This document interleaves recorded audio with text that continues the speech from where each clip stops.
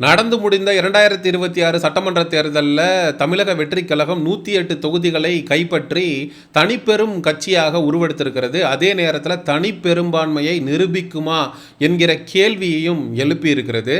இந்த நிலையில தான் தமிழ்நாடு முழுவதும் சமூக ஊடகங்களில் விஜய் அவர்கள் கிட்டத்தட்ட 35 விழுக்காடு வாக்குகளை பெறுவதற்கு வாய்ப்பே கிடையாது, ஒட்டுமொத்த எக்ஸிட் போலுமே விஜய் அவர்கள் 20 விழுக்காடு வாக்குகளை தாண்ட மாட்டார், இவிஎம்ல தமிழக வெற்றி கழகம் மிகப்பெரிய அளவில் பித்தலாட்டத்தில் ஈடுபட்டிருப்பாங்களோ அப்படிங்கிற சந்தேகமும் வலுத்திருக்கிறது. பிஜேபி தமிழ்நாட்டில் ஒரு டம்மி முதல்வரை வளர்த்து எடுப்பதற்கான ஒரு முயற்சியை விஜயை வைத்து செய்கிறதோ என்கிற கேள்வியும் எழுப்பியிருக்கிறது. மேற்கு வங்காளத்தில் ஆளுகிற பிஜேபிக்கும் எலெக்ஷன் கமிஷனுக்கும் இந்த இவிஎம்முக்கும் எதிராக போராட்டம் அப்படிங்கிறது பெரிய அளவில் வெடித்திருக்கிறது. மம்தா பானர்ஜி அவர்களும் அதற்கு ஆதரவு கரத்தை நீட்டியிருக்காரு. தமிழ்நாட்டில் அப்படி ஒரு சூழ்நிலை அப்படிங்கிறது ஏற்படுமா என்கிற கேள்வி அப்படிங்கிறது எழுந்திருக்கிறது. ஏன்னா கட்சி தொடங்கி 3 ஆண்டுகளில் இப்படி ஒரு மாற்றத்தை ஆளுகிற 2 திராவிட கட்சிகளையும் தாண்டி ஒரு நபரால் சாதித்து காட்ட முடியுமா என்கிற கேள்வியையும் நம்மளால எழுப்பாம இருக்க முடியல. விஜய் அவர்கள்ட்ட ஆட்சி கிடைக்குது அப்படின்னா அது ஆட்சி கிடையாது, அது குரங்கு கையில் கிடைத்த பூமாலை. அதாவது மக்களாகிய நம்ம பூமாலை விஜய் அவர்கள் கிட்ட மாட்டிக்கிட்டோம், குரங்கு கையில் பூமாலை கிடைச்சதுன்னா அது பிச்சு பிச்சு நார் நாரா ஆக்கி போட்டுரும் அப்படிங்கிறது தான் நம்மளுடைய பெரியோர்கள் நமக்கு சொன்ன பழமொழி. அதே போல விஜய் அவர்கள் இந்த தமிழ்நாட்டையும் தமிழ்நாட்டு மக்களையும் வச்சு என்னென்ன கேலி கூத்தாக போறாரு இந்த 5 வருஷத்துல அப்படிங்கிற அச்சம் பெரும்பான்மையான மக்களுக்கு எழுந்திருப்பதை நம்மளால பார்க்க முடிகிறது.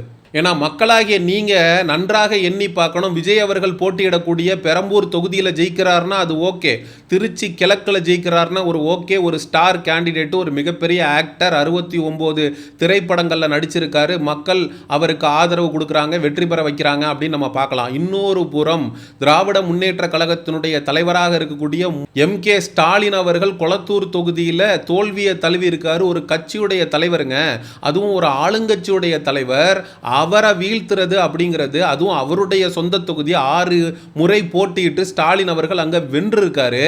அப்படிப்பட்ட ஒரு நபர் தோல்வியை தழுவுறார் அப்படிங்கிறத இதை நம்ம எளிதில் கடந்து போக முடியாது. அதுபோல தமிழ்நாட்டில் 3வது பெரிய கட்சியாக இருந்த நாம் தமிழர் கட்சியினுடைய தலைமை ஒருங்கிணைப்பாளர் சீமான் அவர்கள் காரைக்குடியில் 4வது இடத்துக்கு தள்ளப்படுறாரு. அப்படிங்கிறதுலையே நீங்க நன்றாக புரிந்து கொள்ளலாம், இவிஎம் மிஷின்ல ஏதோ பெருசா விளையாடி இருக்காங்க அப்படிங்கிற சந்தேகத்தை சராசரியாக இருக்கக்கூடிய நபர்களுக்கும் இது ஏற்படுத்தும் அப்படின்னு. ஒருவேளை சீமான் அவர்கள் 2வது இடத்துல வராரு, ஒரு க்ளோஸா வந்து தோத்துறாரு, ஸ்டாலின் அவர்கள் கொளத்தூர் தொகுதியில் ஒரு 1000-2000 வாக்கு வித்தியாசத்தில் ஜெயிச்சறாரு. இது மாதிரியான ஒரு விஷயங்கள் நடக்கும்போது பெரிய பெரிய அரசியல் கட்சியுடைய தலைவர்களே வென்று இருக்காங்க. இந்த தேர்தல் அப்படிங்கிறது கொஞ்சம் அக்செப்ட் பண்ணிக்கிற மாதிரி தான் இருக்கு. விஜய் பக்கம் வந்து மக்களுடைய கவனம் திரும்பிருச்சு அப்படின்னு எடுத்துக்கலாம்.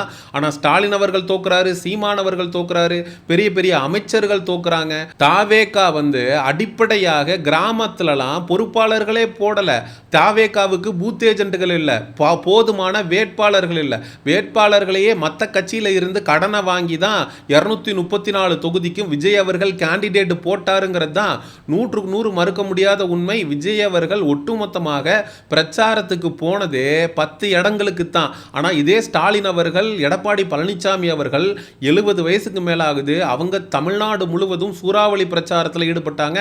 அண்ணன் சீமானவர்கள்லாம் ஒரு படி மேலே போய் 190 சட்டமன்ற தொகுதிகளுக்கும் மேலே போய் கால் கடக்க கத்தி வெயிலில் நின்று கையில் அலர்ஜி வந்து எல்லா கட்சி தலைவர்களும் இவ்வளோ தூரம் கஷ்டப்பட்டு களத்தில் உழைத்ததற்கு பிறகும் மக்கள் அவங்களை அங்கீகரிக்காம விஜய் அவர்களை தேர்ந்தெடுத்ததற்கான பின்னணி என்ன அப்படிங்கிற கேள்வி சமூக ஊடகங்களில் பலராலும் எழுப்பப்படுகிறது.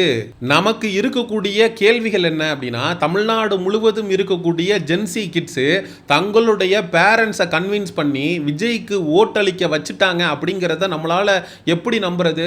ஒவ்வொரு வீட்டில் இருக்கக்கூடிய சின்ன குழந்தைகள் விஜய் அவர்களுடைய பேச்சை கேட்டு நீ விஜய்க்கு ஓட்டு போட்டாதான் சாப்பிடுவேன் அப்படின்னு அடம்பிடிச்சா அந்த வீட்டில் இருக்கக்கூடிய பெரியவங்க விஜய்க்கு ஓட்டு போட்டுருவாங்களா? என்னதான் விஜய் அவர்களுடைய திரை பிரபலம், அவருக்கு இருக்கக்கூடிய ரசிக பலம், இது எல்லாத்தையும் சேர்ந்தா கூட தலைகீழ நின்று தண்ணி குடிச்சால் கூட விஜய் அவர்களுக்கு 20 விழுக்காடு அவர் வாக்குகளை வாங்கியிருக்காரு, 10 இலக்கத்திற்கு கீழே தொகுதிகளை கைப்பற்றி இருக்காரு அப்படின்னா இது சரியான ஒன்று தான். விஜய் அவர்களால் ஒரு இம்பாக்ட்ங்கிறது கிரியேட் ஆயிருக்கு. 20 விழுக்காடு வாக்குகளை வாங்குறாருங்கிறது இது எல்லாமே எதிர்பார்த்த ஒன்று. ஆனால் 35 விழுக்காடு எம்ஜிஆர் அவர்களுடைய வரலாற்று சாதனையை விஜய் அவர்கள் முறியடித்தார். எம்ஜிஆர் அவர்கள் 34 புள்ளி சொச்சம் தான் வாக்குகளை வாங்கினாரு. ஆனால் விஜய் அவர்கள் அதை விட தாண்டி வாங்கிட்டாரு அப்படிங்கிற உருட்டுகளை மக்கள் எப்படி நம்புறது அப்படின்னு இப்பதான் கொஞ்சம் கொஞ்சமாக உணர தொடங்கியிருக்காங்க, ரியலைஸ் பண்ண ஆரம்பிச்சிருக்காங்க. இந்த இடத்துல தான் பிஜேபி விஜய் அவர்களை ஒரு டம்மி முதல்வராக தமிழ்நாட்டில் அமர வைக்கணும் அப்படின்றதுக்காக திட்டத்தை தீட்டி இருக்காங்களா, இவிஎம்ல புகுந்து விளையாடி இருக்காங்களா அப்படிங்கிற கேள்வி எழும்புகிறது. நீங்க நிறைய பேர் கேட்கலாம், ஏன்பா பிஜேபியே மண்ணக்கவி இருக்கு, தமிழ்நாட்டில் ஒரே ஒரு இடத்துல மட்டும்தான் வென்று இருக்கு, அதிமுக கூட்டணி தோல்வியை தழுவி இருக்கு, தாங்க நிற்கக்கூடிய போட்டியிடக்கூடிய இவிஎம் மெஷின்ல அவங்க ஃப்ராடுத்தனம் பண்ணிட்டாங்க, பிஜேபி ஜெயிச்சிட்டாங்க, அதிமுக கூட்டணி ஜெயிச்சிருச்சுன்னா நீ சொல்றது நம்புற மாதிரி இருக்கு. அதிமுக கூட்டணியை ஜெயிக்க வைக்காம பிஜேபி தாவேகா கூட்டணியை ஏன் ஜெயிக்க வைக்கணும் அப்படிங்கிற கேள்வி உங்களுக்கு எழலாம். பிஜேபி தன்னைத்தானே ஜெயிச்சு வச்சுக்கிறது மக்களுக்கு மத்தியில் குழப்பத்தை ஏற்படுத்தும், அது போராட்டத்திற்கு வழிவகுக்கும். அதனால நம்மளை ஜெயிக்க வச்சுக்காம நம்ம கை காட்டுற ஒருத்தன் பொம்மையா நம்ம ஆட்டி வைக்கக்கூடிய ஒருத்தனை ஜெயிக்க வச்சு தமிழ்நாட்டு அரசியல்ல காலூன்றலாம் அப்படின்னு ஒரு மறைமுக அரசியலை விஜய் அவர்களை வைத்து பிஜேபி செய்கிறதா அப்படிங்கிற கேள்வியும் நம்மளால எழுப்ப முடியாம இல்ல.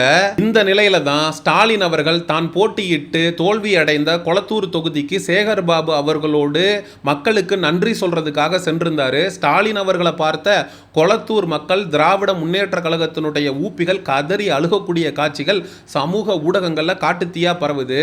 ஸ்டாலின் அவர்களோடு சேர்ந்து சென்ற சேகர் பாபு அவர்களும் சின்ன குழந்தை மாதிரி கதறி அழுதுகிட்டு இருக்கக்கூடிய காட்சிகளையும் நம்மளால பார்க்க முடிந்தது. நிறைய பேர் விஜய் அவர்கள் கிட்ட இந்த ஆட்சி கிடைச்சிருச்சே, குரங்கு கையில கிடைச்ச பூமாலை மாதிரி ஒண்ணுத்துக்கும் இல்லாம தமிழ்நாடு 5 வருஷத்துல போயிருச்சுன்னா என்ன பண்றது, விஜய் அவர்களுக்கு அனுபவம் அப்படிங்கிறது சுத்தமா இல்ல, 3 வருஷம் தான் ஆச்சு விஜய் அவர்கள் கட்சி தொடங்கி, தமிழ்நாட்டுடைய தலையெழுத்து என்ன ஆக போகுது, எதிர்காலம் என்ன ஆக போகுது அப்படின்னு புலம்ப ஆரம்பிச்சிருக்காங்க. அதனால தயவு செஞ்சு அதிமுகவும் திமுகவும் கூட கூட்டணி வச்சு 2.5 வருஷம் ஸ்டாலின் 2.5 வருஷம் எடப்பாடின்னு ஆண்டுட்டு போங்க. ஏன்னா அதிமுக பெற்ற தொகுதிகளும் திமுக பெற்ற தொகுதிகளையும் ஒன்னா சேர்க்கும் போது மெஜாரிட்டிங்கிறது வருது. அதனால நீங்களே தயவு செஞ்சு ஆட்சி அமைச்சிட்டு போயிடுங்க, விஜய் அவர்கள் எதிர்க்கட்சி தலைவராக இருந்துட்டு போட்டோம், விஜய் அவர்கள் சிஎம் ஆனார்னா நாடு என்ன ஆகுமோ அப்படிங்கிற கேள்விகளையும் அதிமுக திமுகவுடைய தொண்டர்கள் சமூக ஊடகங்கள்ல எழுப்பிய வண்ணம் இருக்காங்க. மக்களாகிய நீங்க புரிந்து கொள்ள வேண்டிய விஷயம் என்ன அப்படின்னா, இங்க தமிழ்நாட்டில் டிஎம்கே ஏடிஎம்கே தாவேகா இது எல்லாத்தையும் கடந்து மத்தியில் இருந்து இந்த தமிழக அரசியலை ஒருத்தர் ஆட்டி வைக்கிறாரு. அதுபடிதான் தமிழக அரசியல் ஆடிக்கொண்டிருக்குங்கிறது தான் 100க்கு 100 மறுக்க முடியாத உண்மை. திமுகவும் அதிமுகவும் சேர்ந்து ஆட்சி அமைச்சு நம்மளுடைய பொது எதிரியாக இருக்கக்கூடிய விஜயை வீழ்த்தணும்னு நினைச்சா கூட அதற்கு பிஜேபி ஒத்துக்காது.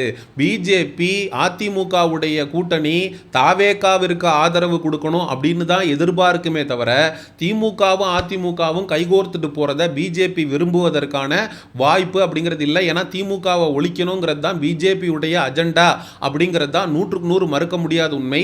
விஜய் அவர்கள் ஆட்சி அமைக்க போறது உறுதி. அவர் சீஃப் மினிஸ்டராக ஒரு டம்மி முதல்வராக பிஜேபியுடைய கைப்பாவையாக அமரப்போவது உறுதி. ஆனால் விஜய் அவர்கள் காங்கிரஸோட போவாரா, பாமகவோட போவாரா, கம்யூனிஸ்டோட போவாரா, இந்தியன் முஸ்லீம் லீகோட போவாரா, இல்லை இந்த கட்சிகள் எல்லாம் புறம் தள்ளிட்டு பிஜேபி கொடுக்கக்கூடிய ஆலோசனையை பெற்று அதிமுகவோட கூட்டணி அமைச்சிட்டு விஜய் போக போறாரா அப்படிங்கிறத பொறுத்திருந்து தான் பார்க்கணும். சரி, மக்களாகிய உங்கள்கிட்ட கேட்குறேன், விஜய் அவர்கள் 35 விழுக்காடு வரைக்கும் வாக்குகளை வாங்கி 108 தொகுதிகளை பெற்றது அப்படிங்கிறது உண்மைன்னு நினைக்கிறீங்களா? மக்கள் அந்த தடவை விஜய் அவர்களுக்கு ஆதரவு கொடுத்துருப்பாங்க அப்படின்னு நினைக்கிறீங்களா? இல்லை பிஜேபி இவிஎம் மிஷினில் விளையாடி தாவேகா பித்தலாட்டம் பண்ணி தான் இவ்வளோ தொகுதிகளை கைப்பற்றி இருக்கும்னு நினைக்கிறீங்களா? விஜய் அவர்கள் யாரோடு சேர்ந்து ஆட்சி அமைப்பார் என்கிற கேள்விகளுக்கான பதில்களை உங்களுடைய கருத்துக்களை மறக்காமல் கமெண்ட் செக்ஷனில் சொல்லுங்கள். சமூக நிகழ்வு அரசியல் சார்ந்த பதிவுகளுக்கு சயோனிசம் சேனலை சப்ஸ்கிரைப் பண்ணுங்க. அடுத்த ஒரு காணொளி பதிவில் சந்திப்போம். நன்றி, வணக்கம்.